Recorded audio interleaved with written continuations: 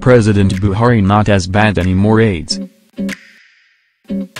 2 aides of President Muhammadu Buhari last night said the ailing Nigerian leader might head home within a week, subject to clearance by his doctors.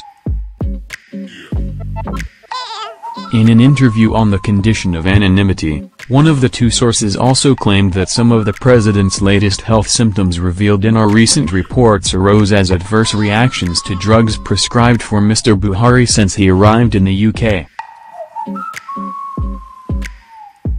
The symptoms include memory loss and speech impairment. Mr. President Buhari is getting better and wanting to return to Nigeria very soon, one of the 2 sources said. Despite our correspondent's pressure, the source declined to disclose any specific date for Mr. Buhari's return, saying the matter totally depends on his doctors. There were earlier speculations that President Buhari would return to Nigeria by today, but our 2 sources said they were not sure about the source of such speculations. Asked why the president had not spoken to his vice or revealed the true nature of his sickness to Nigerians, despite his avowed transparency and honesty, one of the sources told Sahara reporters, "Sickness is not a matter you just start broadcasting to everybody. Remember that Mr. President, after his return to Nigeria in March, told Nigerians that he had never been so sick in his life. I think that statement has already disclosed enough about his health." The latest claims by the presidential sources that Mr. Buhari was on the cusp of returning to Nigeria seem triggered by our latest report that the chronically sick leader had suffered speech impairment and a worsening of memory loss in the course of his medical treatment in London. One of the presidency sources said he was in no position to discuss the specifics of Mr. Buhari's treatment, but disclosed that part of the president's treatment had led to some side effects. Asked if the side effects included speech problems, memory loss, the source obliquely acknowledged those side effects. However, he claimed that the issues, side effects, are temporary. They occurred after the medical team administered a particular medication on Mr. President. The same source revealed that President Buhari had been receiving blood transfusions to help improve his health. Mr. Buhari left Nigeria for the UK some 47 days ago to continue medical treatment for an undisclosed ailment believed to be cancer.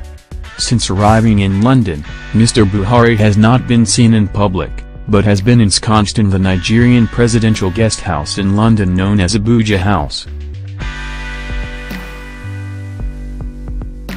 The president has hardly spoken to his vice, now acting President Yemi Osinbajo, since he left. The lone exception was 2 weeks ago when the gravely sick president held a short-lived telephone conversation with Mr. Osinbajo. Mr. Buhari spoke with such incoherence that the conversation had to be ended abruptly. This year alone, President Buhari has spent more than 100 days outside of Nigeria on account of his failing health.